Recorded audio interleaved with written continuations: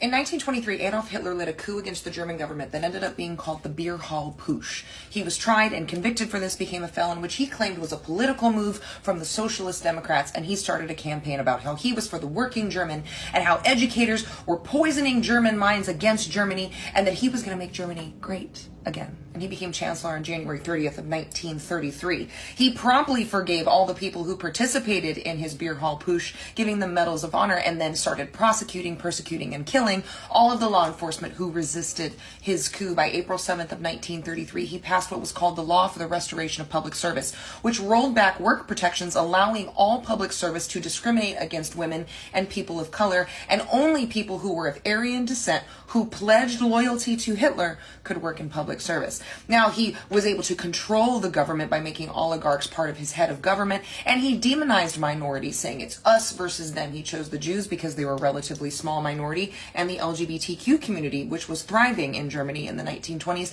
include having the first trans surgical clinic that the Nazis burned to the ground.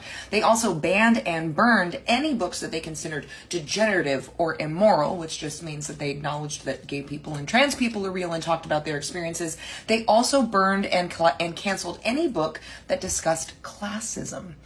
Within the first year, he was able to roll back civil liberties basically entirely. And because he felt that manhood was under attack from these independent German women, protections for women were rolled back in the public sphere, especially reproductive rights, and doctors who administered abortions could get the death penalty. Women were told your life is your country, your family, and your home. And very shortly after that, laws were passed to restrict women to simply life in the home, because obviously men don't want to compete against women in the public sphere. And members of the LGBTQ community, in addition to being demonized the same way that the Jews were packed up and shipped to concentration camps, especially gay men, since it was thought that lesbians could be forced to reproduce.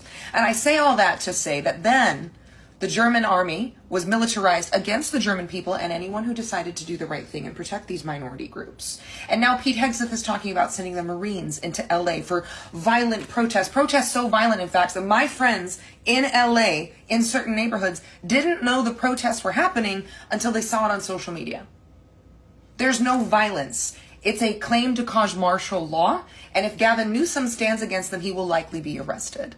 Because Donald Trump also just signed an executive order taking over the National Guard to bring the National Guard in whether Gavin Newsom wants them or asks for them or not.